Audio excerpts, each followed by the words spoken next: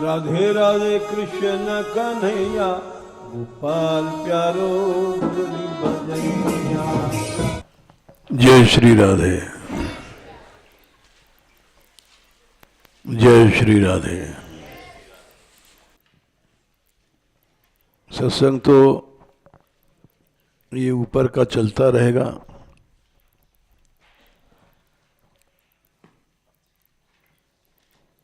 और एक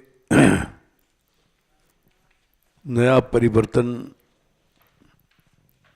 अभी हमको पंडित जी ने बताया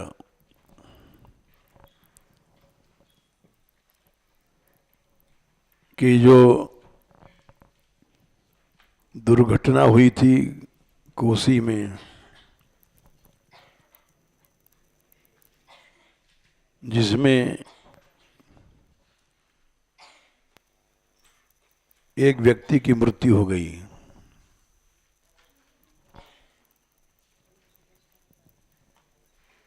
और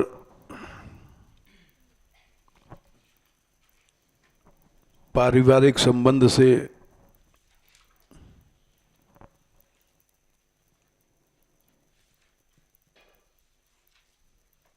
वो ननिया ससुर हम लगते थे उसके, जो मरा है।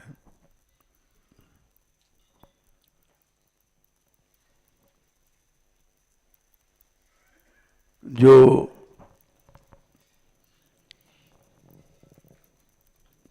पहले यहां मानगढ़ आ चुका है, जर्मनी सर्विस करता था,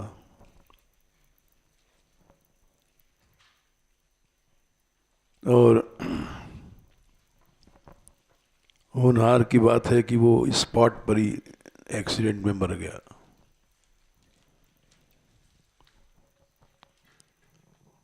जो ड्राइव कर रहा था वो बच गया। ये भी आश्चर्य की बात है, जबकि उसको मरना चाहिए था, क्योंकि स्टेयरिंग लड़ती है यहाँ छाती में। लेकिन भगवान जिसको चाहता है वही मरता है, जिसको चाहता है वही जीता है।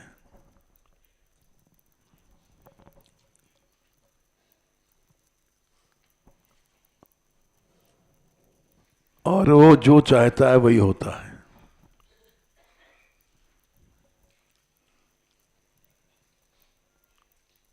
तो एक्सीडेंट के बाद दोनों को बेहोश और पुलिस आई, कुछ पता ठिकाना कौन बताएगा ये कहाँ के लोग हैं, कहाँ के मरे हैं। लेकिन एक शब्द निकला था, मान मंदिर।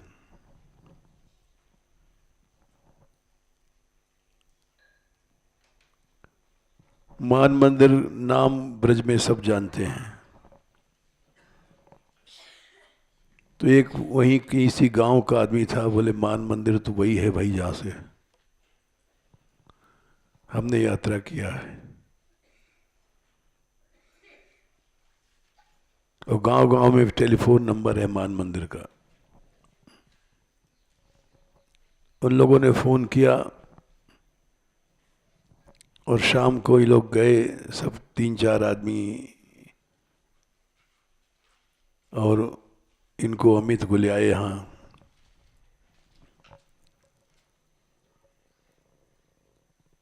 और उन्होंने अपने कमरे में रखा उनको, अमित को। रात को उनको ऐसा लगा, भ्रम हो या क्या हो हम तो नहीं जानते हैं, भ्रम भी हो सकता है और अनुभव भी हो सकता है, कि जो मरा था आशु लड़का वो आया है और इनको स्पर्श कर रहा है।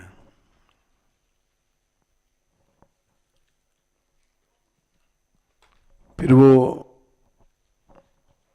उसको भय लगा, वो इनके पास सोने चले गए, पंडित जी के पास।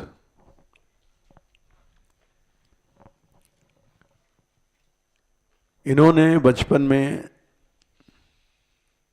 नारायण कवच की सिद्धि की प्रयत्न किया था,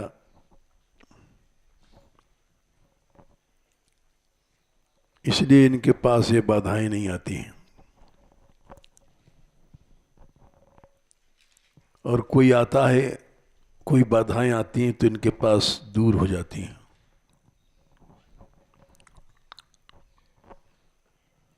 इन्होंने कई जगह अनुभव किया इसका। नित्यानंद जी बड़े महात्मा थे, उनके ऊपर प्रयोग किया इन्होंने, उनको लाभ हुआ। अब तो नहीं, नित्यानंद जी चले गए। और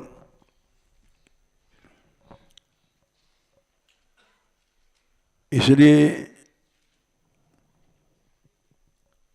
इन्होंने ही एक प्रोग्राम रचा है कि जो लड़का मर गया है, वो काल मृत्यु है उसकी, उसका कल्याण करना चाहिए। तो इसलिए इन्होंने सप्ताह रख दिया है तीज से। तीज कब है? यानी कल से। और सप्ताह को कोई प्रचार नहीं, कुछ नहीं, बोले हम ही कहेंगे। हमने तो कहा था श्री जी कह देगी, बोले ये बड़े उदार हैं, परोपकारी हैं, बोले हम ही कहेंगे।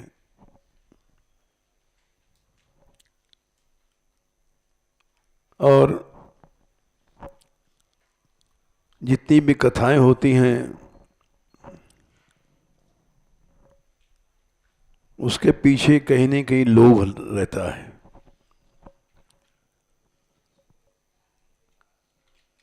ऐसा कोई वक्ता नहीं मिलता जो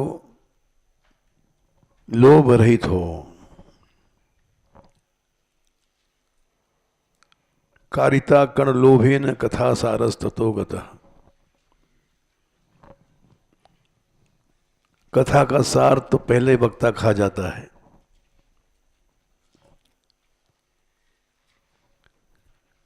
विप्रैर भागवती वार्ता गेहे गेहे जने जने, श्रीमद् भागवत में आता है, महात्म्य चौथे स्कंद में। कारिता कण लोभेन कथा सारस ततो गतः। लोभ से जो कथा कही जाती है तो उसका सार तो पहले खत्म हो गया।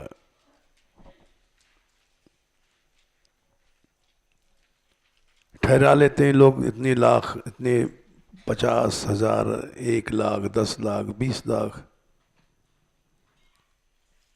तो कल्याण कहाँ से होगा? कल्याण होता है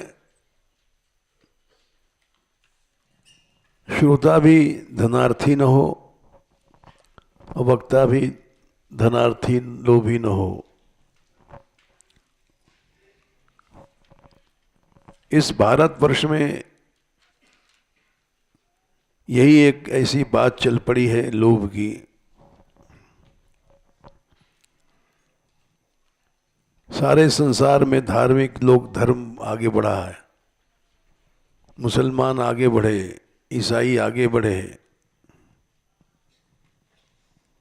हर ईसाई 10वां हिस्सा अपनी आमदनी का देता है, जिनको हम म्लेच्छ कहते हैं। हर मुसलमान देता है, उसी के पैसे से इस्लाम का प्रचार हो रहा है।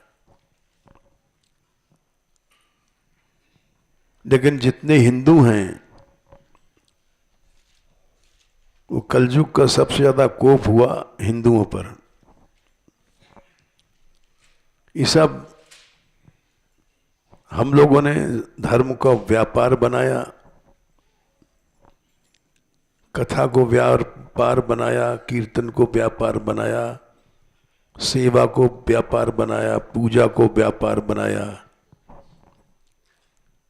पूजा में भी बड़ी बड़ी संस्थाओं में बात चल रही है, जन्माष्टमी के दिन कौन आरती करेगा, किसी सेठ को दिया जाए। ये सब टेक्निक है पैसे खींचने की।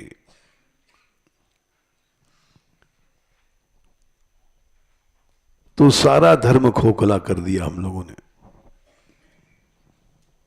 महात्म्य आता है पहले अध्याय में, काम क्रोध महालोभ तृष्णा व्याकुल चेतसः तेपि तिष्ठन्ति तपस्सु तपस्सारः ततो गतः। जितने प्रकार के भजन हैं, तप माने भजन, वाचिक है, मानसिक है, शारीरिक है। 3 प्रकार का तप होता है। 17वें अध्याय में भगवान ने बताया, 14, 15, 16 3 श्लोकों में। शारीरिक तप 17/14, मानसिक तप नहीं, उसके बाद वाचिक है 17/15, फिर मानसिक तप है 17/16। ये 3 प्रकार के तप हैं और तीनों को हम जैसे लोगों ने तामस बना दिया।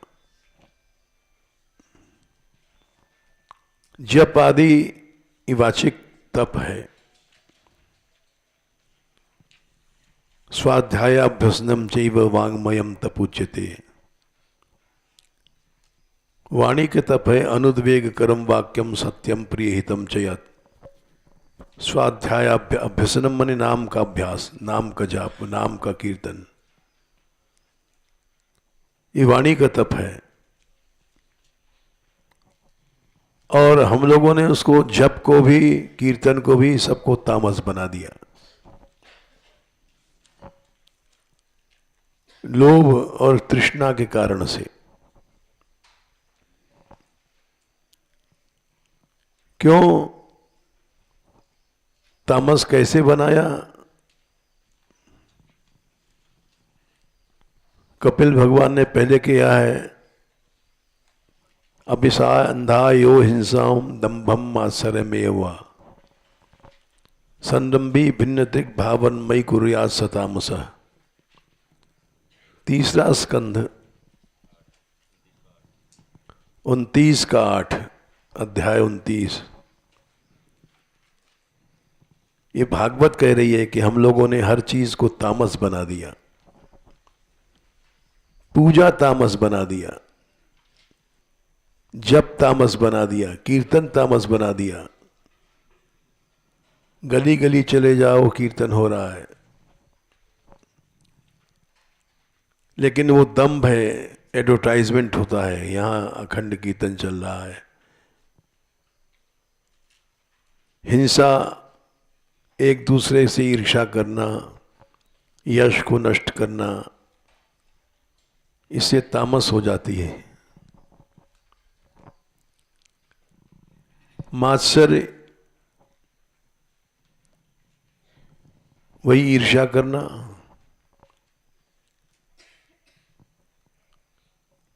संरंभी, आवेशी हैं हम लोग।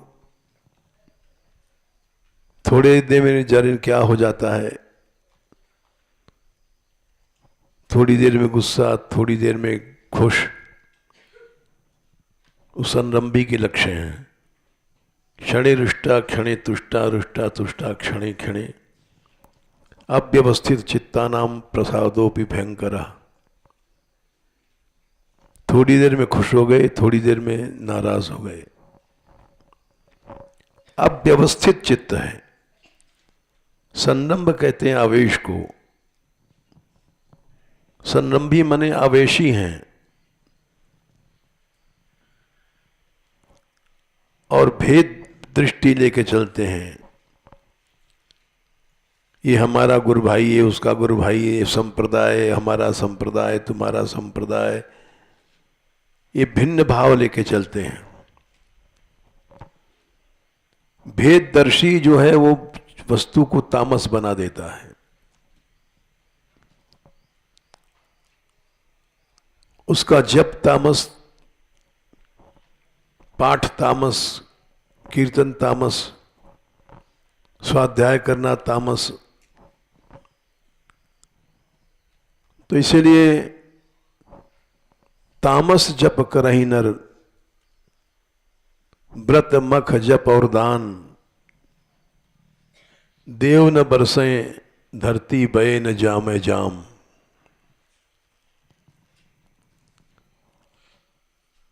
आज यही कारण है इसका सारे देश पर प्रभाव पड़ रहा है। मूल में कमी हम लोगों की है, धर्माचार्यों की। एक कथावाचकों की भीड़ आ गई है।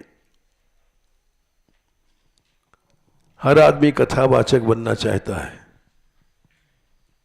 4 दिन आया, माला फेरते फेरते 5वें दिन सोचता है कि हम भी कथा कहें, और 1-1 लाख 2-2 लाख रुपए हर कथावाचक लेता है। व्यवसाय बन गया है। धर्म को व्यापार बना दिया हम लोगों ने। 10 चीजें थी, प्रहलाद जी ने कहा कि ये मुक्ति देने वाली थी। 7वें स्कंद के 9वें अध्याय में मौन व्रत श्रुत तपोध्ययन स्वधर्म व्याख्या रोहो जप सामाधय आप वर्ग्या। 46 प्रायः परम पुरुषते त्वजितेन्द्रियाणाम वार्ता भवन्त्युत नवात्र। व्यापार भी सदा नहीं रहता है। उत मने अथवा, थोड़ी देर में व्यापार नष्ट हो जाएगा। दाम्भिका नाम, जहां दिखावा अपन है। कथा जो कहता है वो दंभ जरूर करता है, दिखावा कि प्रचार हो जाए, लोग हमको बुलावें, तो दाम्भिक बन जाता है कथावाचक।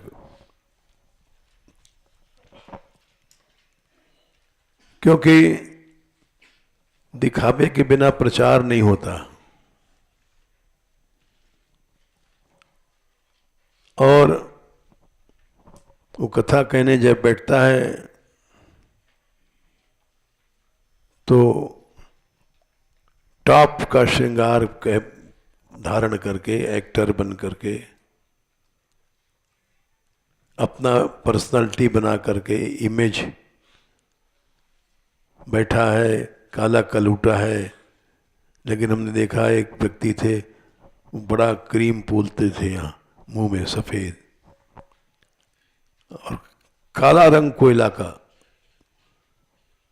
लेकिन ऐसा मेकअप बनाते थे। और ये सब क्या है? ये सब चीज तामस है।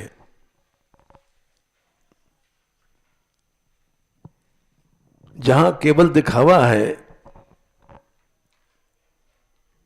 वहां तामस है,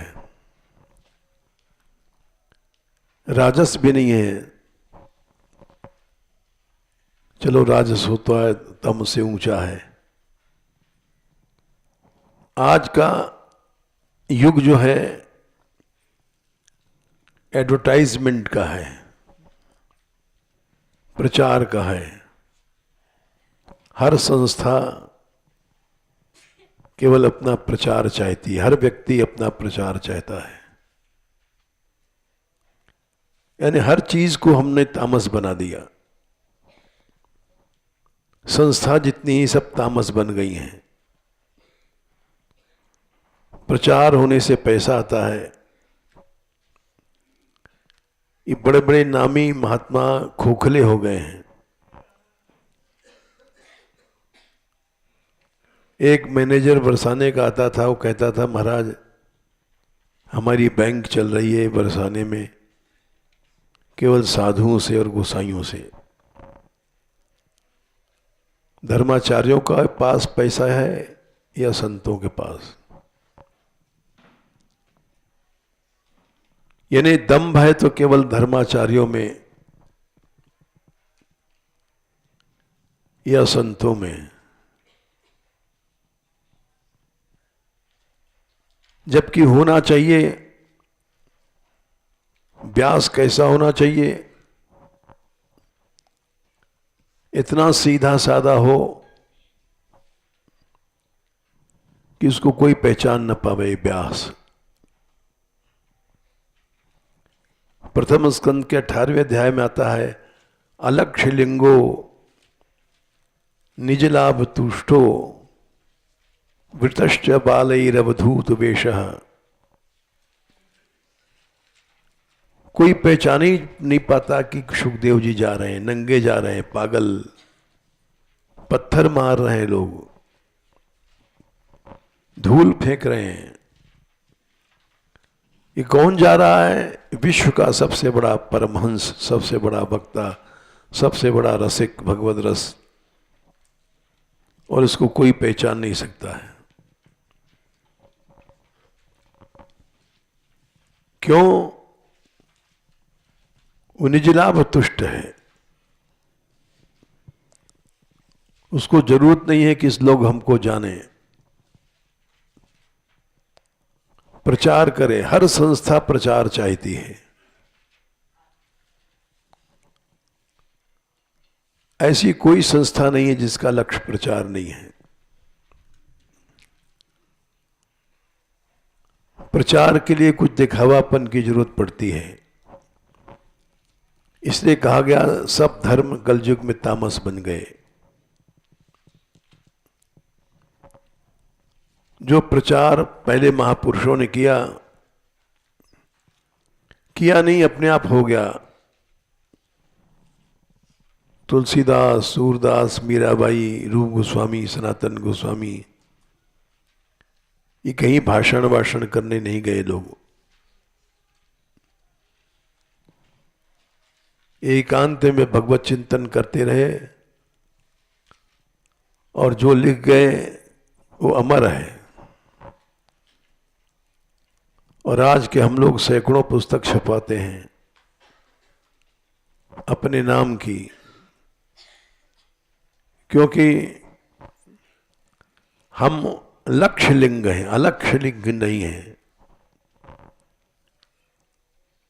वक्ता या धर्माचार्य दो प्रकार के होते हैं, लक्ष्य लिंग और अलक्ष्य लिंग।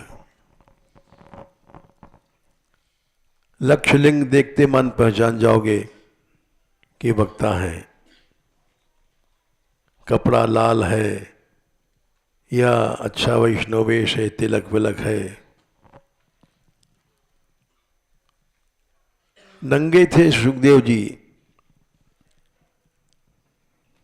सूरदास जी लिखा है, लोग तिलक लगाते हैं मिसयूज करने के लिए।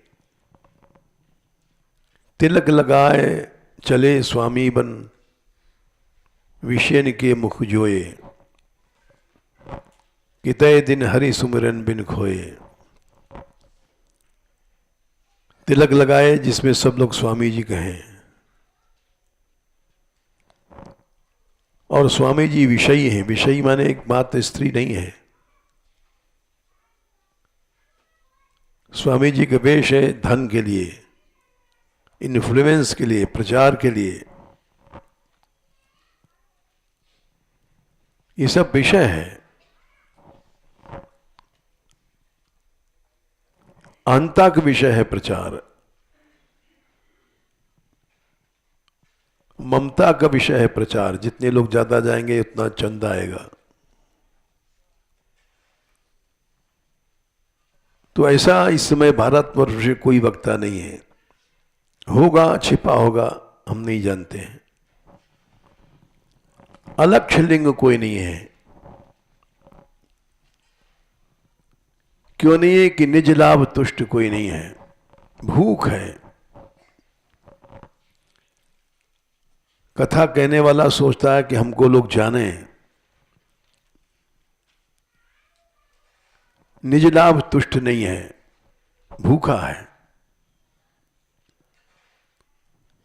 Religion is not meant for empty bellies, Vivekananda ने कहा था। धर्म भूखे लोगों के लिए नहीं है। निज लाभ तुष्ट है वही बकता है।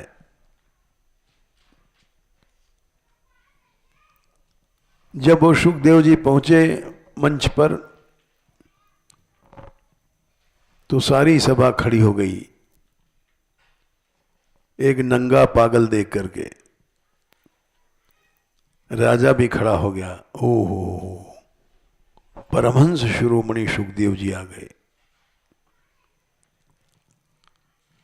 तब जितनी स्त्रियां पागल समझ के पत्थर मार रही थीं, धूल फेंक रही थीं, बच्चे हल्ला मचा रहे थे, बावड़े बावड़े,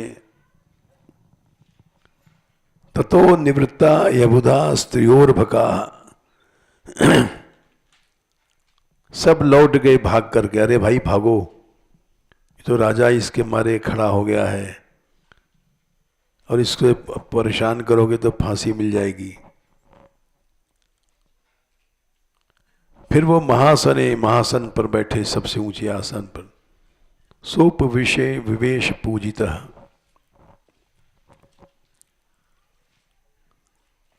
आज ऐसा वक्ता कोई नहीं है।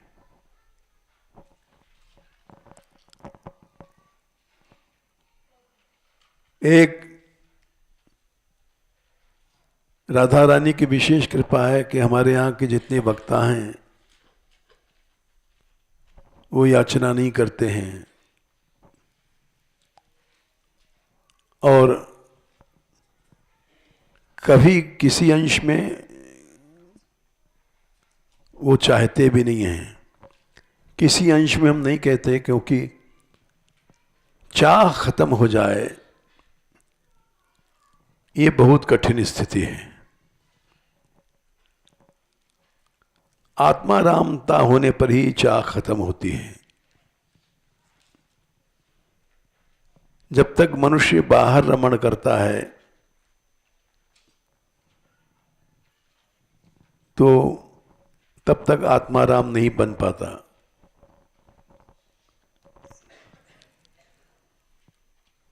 लेकिन हमारे यहां जितने भी लोग हैं, यहाँ केवल लड़कियां नहीं, साधु संत हैं, ये कहीं भी पैसे के लिए कथा कीर्तन में नहीं जाते हैं। निमंत्रण तक में नहीं जाते हैं कि दक्षिणा मिलेगी। इसलिए भगवान की विशेष कृपा है। ये केवल भगवान की कृपा से होती है ये बात। चाह खत्म नहीं होती है कभी भी मनुष्य की। जब चाह खत्म नहीं होती है तब वो चाहे पंडित है, गृहस्थी है, साधु है, विरक्त है,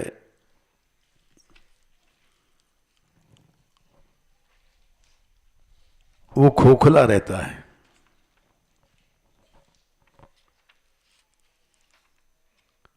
खोखला इसलिए रहता है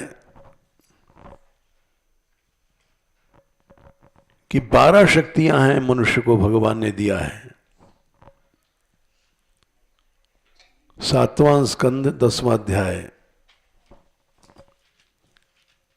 इंद्रियाणि मनोबुद्धिरात्मा धर्मो धृतिर्मति ह्रीशी तेज स्मृति सत्यम यस्य नश्यन्ति जन्मना। कामना पैदा हो गई कि बस तुम्हारी 10 शक्तियां खत्म, 12। इंद्रियों की शक्ति खत्म, मन की शक्ति खत्म, प्राण की शक्ति खत्म। प्राण प्रधान होने से आदमी क्रिया करता है। कर्म शक्ति प्राण से आती है।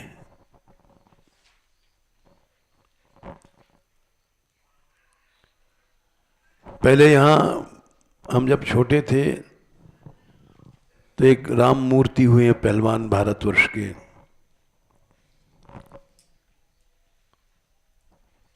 उनको प्राणायाम इतना सिद्ध था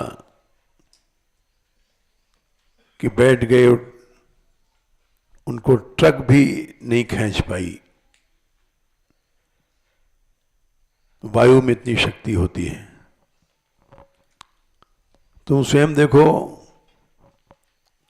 लॉरीज में टायर हैं, एक एक ट्रक पे हजार हजार कुंटल, कई कई हजार सामान लाते हैं।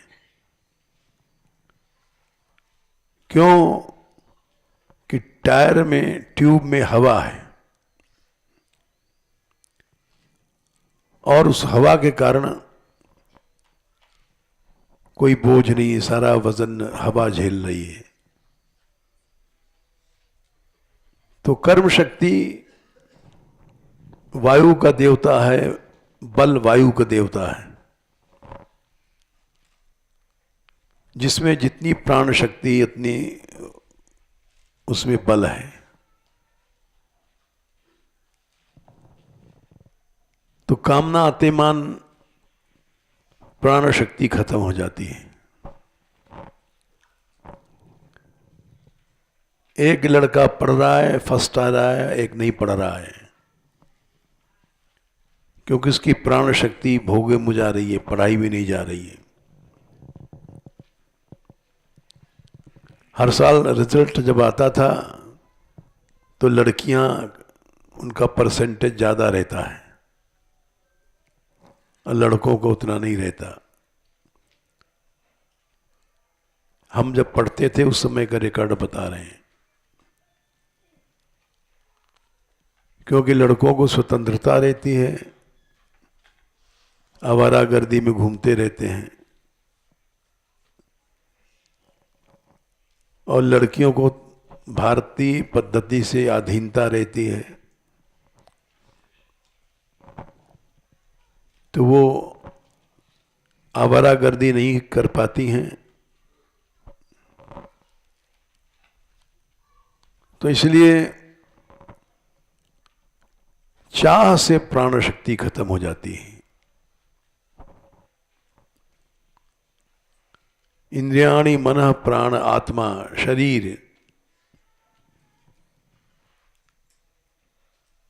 शरीर में मन का प्रभाव पड़ता है। मन में चाह है, मन में शोक है।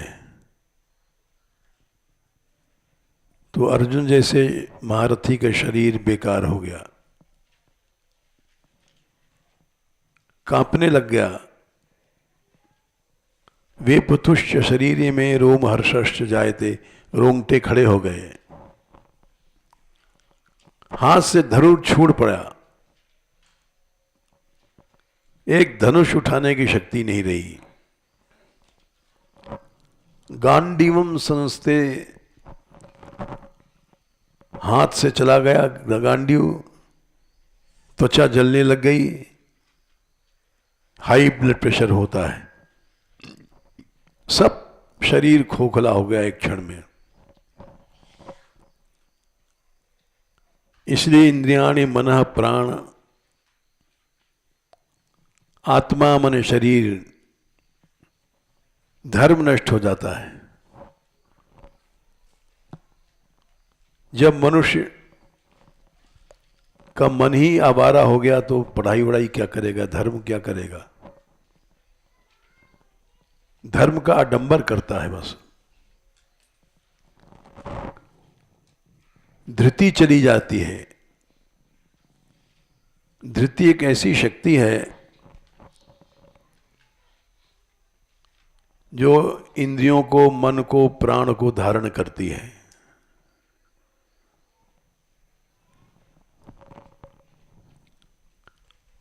उसको धृति कहते हैं।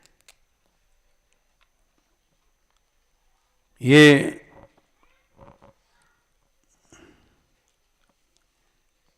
भगवान ने 18वें अध्याय में बताई है।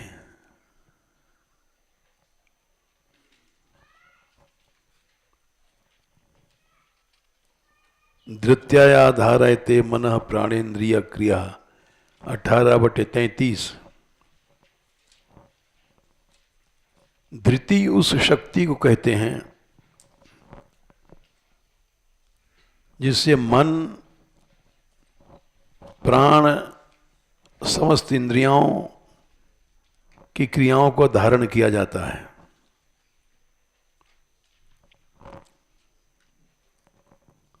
और मन की शक्ति, प्राण की और इंद्रियों की शक्ति योगेन भगवान के लिए लगाई जाए तो सात्विक धृति है। 18/33। वही ही शक्ति 18/34। प्रसंगेन फलाकांक्षी, आसक्ति से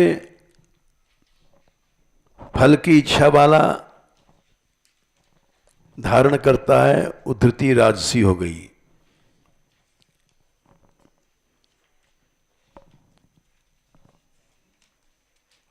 और वही शक्ति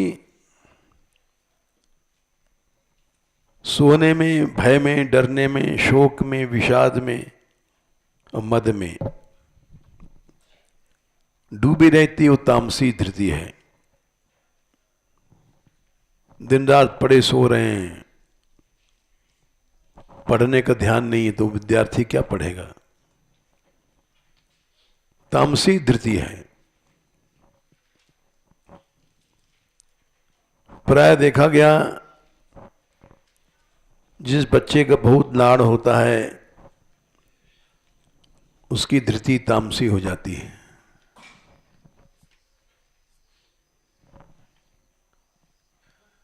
बड़े बड़े भक्तों के घर आसक्ति से धृति तामसी हो जाती है।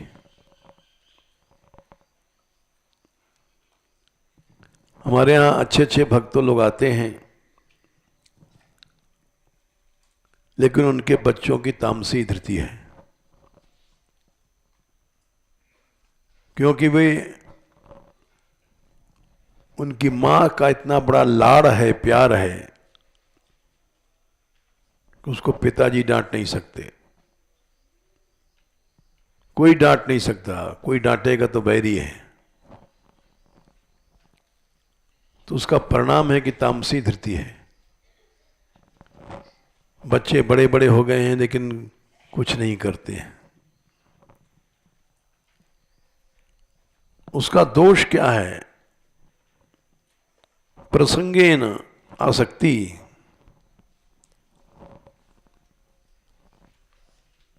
सुल्ताना डाकू को फांसी दी गई जब हम छोटे से थे।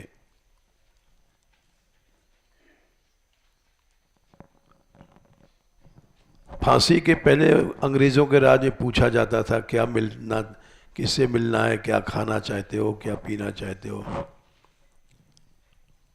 उसने कहा हमको अपनी मां से भेंट करा दो। तो सब लोगों ने बड़ा सराहा, है तो डाकू लेकिन मातृभक्त है। वाह, मां मिलने गई, बेटा बेटा कह करके बेटा आगे बढ़ा और एक कोई छुरा था उसके हाथ में, चुपचाप ले गया था। अपनी मां जब मिलने आई तो उसका नाक काट दिया यहां से। ये सच्ची घटना है। लोग चिल्लाए क्या किया मरते समय तेने? बोले ठीक किया हमने। मैं चोर बना इसके पक्ष लेने से। जब मैं चुरा के लाता था कुछ तो ये हमारा पक्ष करती थी। मेरी आदत बढ़ती गई, आज मैं डाकू बन गया, डाकू बन के फांसी बजा रहा हूं। तो उसका मूल है मेरी मां।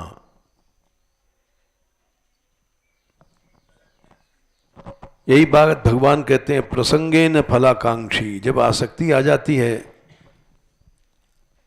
तो फल की इच्छाएं आ जाती हैं। वो धृति राजसी हो गई।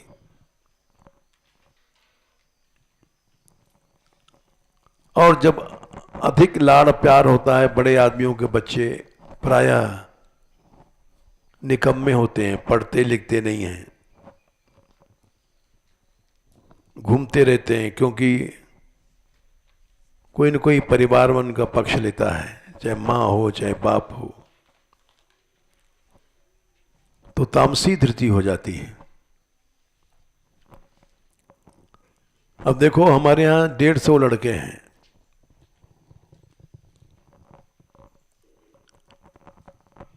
यात्रा से आते मान हम तो सोते रहे, ये लोग उठ के चल पड़े, श्री जी के मंदिर पहुंच गए, लौटे जब नींद खुली। क्योंकि बच्चों को ऊपर शासन है। ये घर में होते तो कहीं भी ऐसा नहीं कर सकते थे। मां कहती है मत बचाओ, मत जगाओ, मत जगाओ। ये 3 बजे उठते हैं और शौच औच करके स्नान करके श्री जी के मंदिर चले जाते हैं। इतना तो तुम घूम आओ, साधु समाज में भी इतनी कर्मनिष्ठा नहीं होगी जैसा यहाँ है। छोटे बच्चों में जो यहाँ है, और यही अगर घर में चले जाएं, स्वप्नम सोएंगे, भय करेंगे, शोक करेंगे, विषाद करेंगे, हमको ये नहीं मिला, वो नहीं मिला, घड़ी नहीं मिली, ऐसी बुशर्ट चाहिए, ऐसा पैंट चाहिए। मद, इसमें मनुष्य पड़ जाता है, उसकी तामसी धृति हो जाती है।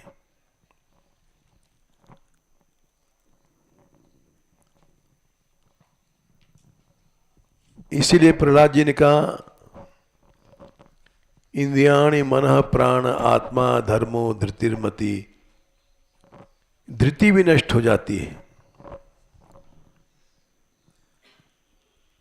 धृति तामसी हो गई। धृति क्या है? क्या धृत्याया धारयते मनः प्राणेन्द्रिय क्रिया। प्राण को धारण करने की शक्ति तामसी हो गई, मन को लगाने की शक्ति तामसी हो गई, इंद्रियों की सारी क्रियाएं तामसी हो गई हैं। अब इंद्रियों को क्या करेगा? सजाएगा। लड़का है, लड़की है, क्रीम है, पाउडर है, टिप टॉप कपड़े लत्ते, सब चीज तामसी हो जाती है। वक्ता भी तामसी हो गए। सोने के कठूला, सोने की जंजीर, अंगूठियां पहन के बैठते हैं और हाथ को नचाते हैं एक्टरों की तरह। कृष्ण ने कालिया नाग को देखा सो रहा है, यूं हाथ नचाते जा रहे हैं एक्टर की तरह कि देखो हमारी अंगूठियों को देखो। एकदम से कालिया उठा। एक्टिंग जैसे एक्टर करता है कथा को रोमांटिक बनाने के लिए। सारी क्रियाएं तामसी हो गई हैं। बोलना तामसी, देखना तामसी, सुनना तामसी। क्योंकि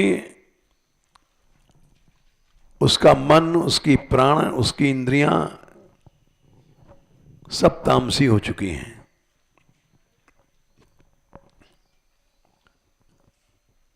गोसाई जी ने लिखा, अशुभ वेश भूषण धरे। धर्माप्रचारकों की क्या हालत है। ये कलयुग का जो उत्तरकांड में विवरण दिया, वहां आता है लगभग 101 के आसपास। अशुभ वेश भूषण धरे, भक्षा भक्ष जिखाएं। हाँ 98 है, ठीक है।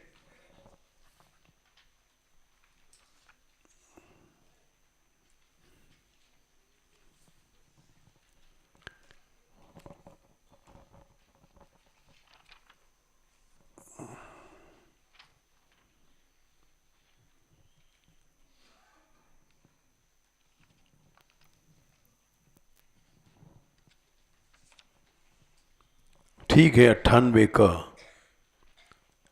अशुभ मने अमंगल वेश, सोने की जंजीर पहन के बैठा है, वक्ता लेक्चर दे रहा है, अशुभ वेश है। कलयुग का निवास सोने में होता है।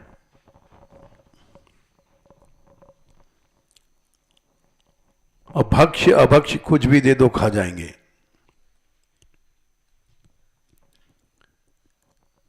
किसका पैसा किस सेठ का है, कैसे बेईमानी से पैदा किया गया पैसा,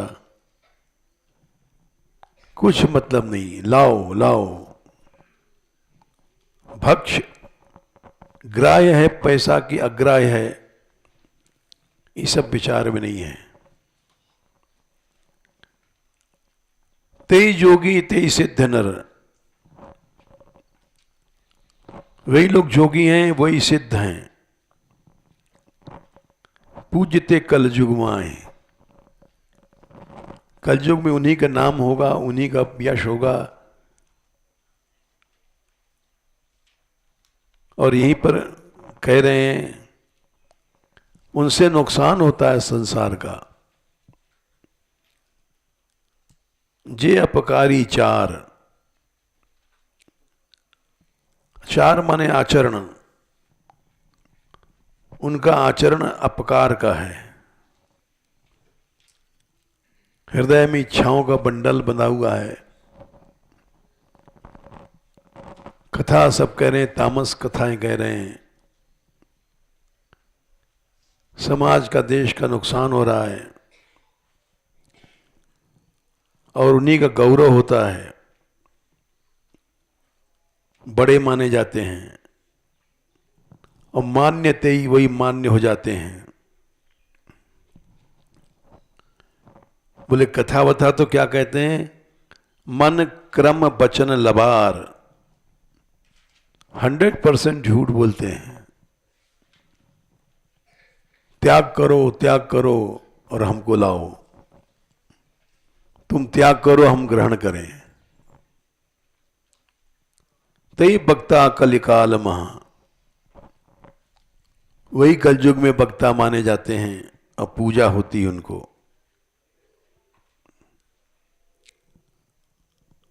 तो इसलिए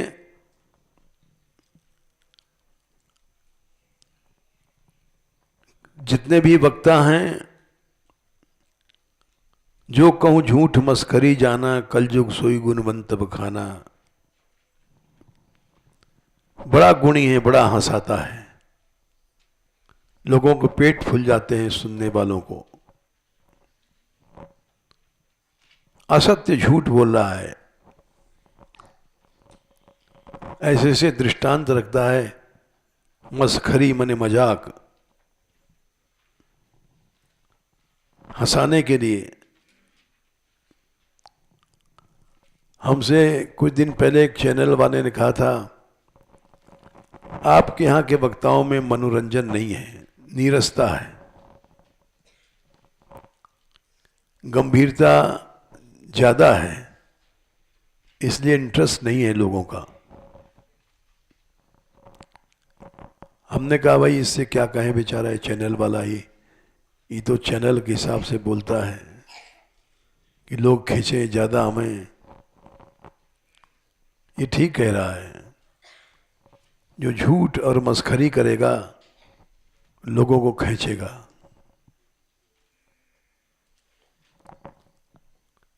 और जो सत्य कहेगा, गंभीरता, मस्खरी के उल्टा है गंभीरता। तो उसको लोग लाइक नहीं करेंगे।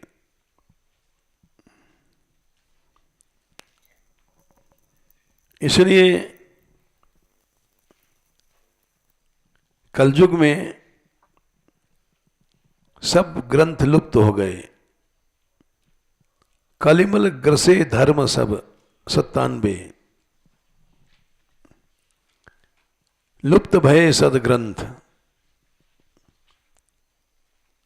कलयुग ने सब धर्मों को खा लिया। सत्यम नास्ति तपो नास्ति, भागवत महात्म्य लिखा है। न सत्य है, न दान है, न धर्म है, कुछ नहीं है। पहले स्कंद में पहले कह दिया नारद जी ने कि कहीं सत्य नहीं है, दान नहीं है, धर्म नहीं है, तप नहीं है, केवल कलेक्शन, एडवर्टाइजमेंट और कुछ नहीं है।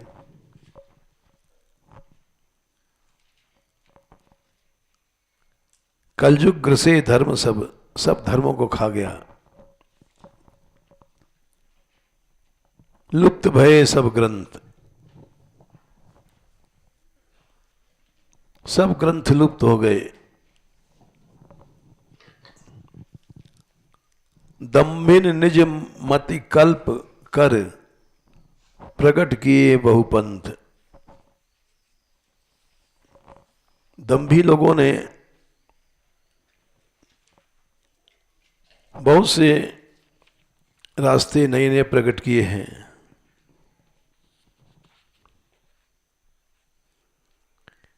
ये देखो महात्म्य 1/31 और 30 सब तीर्थों में गया। नारद जी बोले, भगवान नारद कह रहे हैं, पुष्करम च प्रयागम च काशीम गोदावरीम तथा। काशी गया, प्रयागराज गया, हरिक्षेत्रम कुरुक्षेत्रम श्रीरंगम सेतु बंधनम। हरिद्वार गया, सेतु बंधन गया, रंगजी गया। कहीं भी मन के संतोष देने वाला शर्व माने शांति नहीं मिली। कहीं भी सत्य नहीं है, तप नहीं है, शौच बाहर भीतर की पवित्रता नहीं है। सब जगह लेने की इच्छाएं हैं, दया नहीं, दान नहीं। उदरम भरणो जीवा, केवल पेट भरने का सौदा सब जगह है।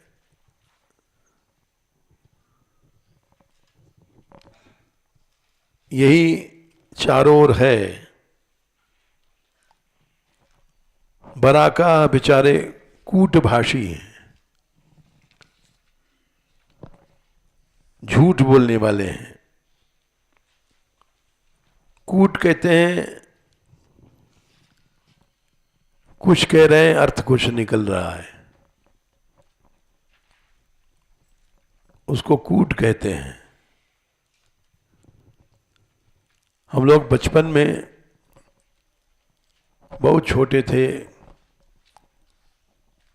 तो गांव की कुछ स्त्रियां आती थी, रुकती थी, तो बुझौली बूझती थी। बुझौली माने ऐसी चीजें कि उसका अर्थ सब लोग नहीं समझ सके हैं। पहली, जैसे छोटे से बाले मियाँ, बड़ी लंबी पूंछ। अब बताओ क्या है? बोले सुई डोरा।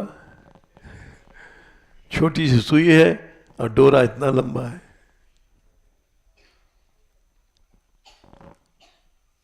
बहुत सी बुझौलियां ऐसी रहती थी, अनट के करते सनट हुआ, बेबाप का लड़का पैदा हुआ। लड़का पैदा हुआ कब? जब मां न रही तब। अब इसको बूझो, पिता नहीं, लड़का पैदा होगा, कब पैदा हुआ? जब मां नहीं थी।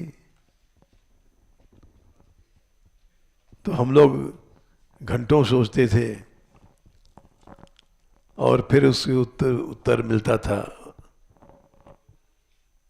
तो इसको बुझौली कहते हैं, कूट भाषण।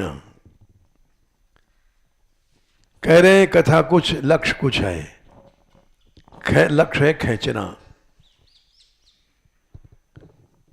इसको कूटभाषी कहते हैं। जितने कथावाचक हैं कूटभाषी बन गए हैं। मंदा सुमंद मतयो मंद भाग्या उपद्रुता, बहुत बड़ा लिखा है। योगी नैव सिद्धो, न योगी नैव शुद्धो व न ज्ञानी न सत्क्रियो नरः। कोई योगी नहीं रहा, कोई सिद्ध नहीं रहा, कोई ज्ञानी नहीं रहा। सब कलयुग ने एक ऐसी आग लगी, दावानल सारा जंगल जल गया। अध्यात्म जंगल सारा का सारा जल गया।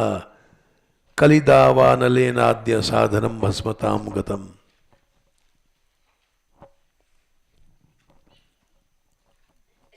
अट्टशूला जनपदा शिवशूला द्विजातया, कामिन्य केशशूलिन्य संभवंति कलाभ।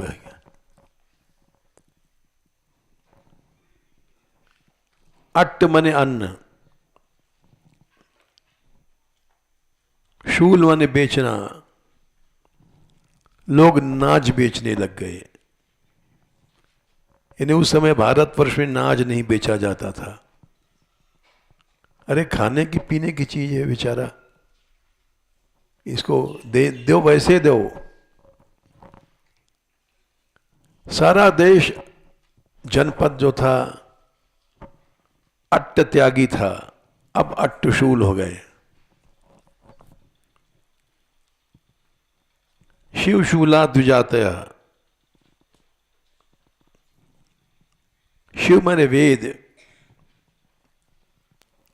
पंडित लोग, कथावाचक लोग वेद बेचने लग गए, कथा बेचने लग गए। सब कथावाचक शिवशूल हो गए।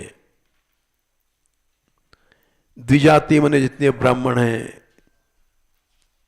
जितने संत हैं, ये सब शिवशूल हो गए। कामिन्य केशशूलिन्य, स्त्रियां केश माने गुप्तांग, उसको बेचती हैं, सजा के रखती हैं अपने शरीर को आकर्षण के लिए। संभवंति कलाव्यः, भजन करने के लिए हम लोग चले हैं, लेकिन श्रृंगार करके चलते हैं। एक तो वो मीरा थी, प्रेम मगन लट छटकी, राणा जी मैं तो न रहूंगी तेरी हटकी। महल दु महले तो मोए ना चाहिए, रेशम सारी पटकी। एक मॉडर्न मीरा है जो शैम्पू से बाल धोती है और बाल बखेर करके जा रही है। मॉडर्न मीरा फर्स्ट क्लास धोती है। कहाँ तो कुसुमी सारी पहरा, कहाँ तो भगवा वेश। कहाँ वो मीरा थी, भगवा रंग इसलिए चलाया गया कि इसको धोने की जरूरत नहीं। अब तो भगवा एक रंग कलर बना दिया। ये भगवा वेश शास्त्र सम्मत नहीं है। भगवा एक तरह का रंग होता है, भगवे रंग में उस एंटीसेप्टिक होता है, साबुन लगाने की जरूरत नहीं है, प्रेस करने की जरूरत नहीं है। अब कहीं भी कोई व्यक्ति भगवा कपड़ा नहीं पहनता। ये मिल का बना हुआ रंग है जो हम लोग पहनते हैं। ये सब कलयुग की माया है। पुराने सन्यासी लोग भगवा पहनते थे, वो न धो न साबुन न उसमें कुछ जरूरत है। अब तो कुछ लोगों को पता ही नहीं भगवा क्या है।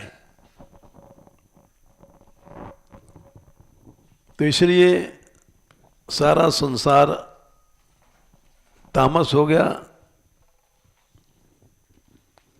और कोई जिसिद्ध नहीं रहा, कोई जोगी नहीं रहा, कोई तपस्वी नहीं रहा, सब खोखला हो गया। साधनम भस्मताम गता, सब साधन भस्म हो गए। भस्म माने कि कुछ फल नहीं रहा। देश कमजोर हो गया, धर्म कमजोर हो गया, समाज कमजोर हो गया। इसलिए अब तो केवल साधन है, कलयुग केवल नाम आधारा। भगवान नाम का ही सहारा है और कछु साधन ना कल में जाते हुए निवेरो, भरोसो दृढ़ चरण केरो। जय श्री राधे।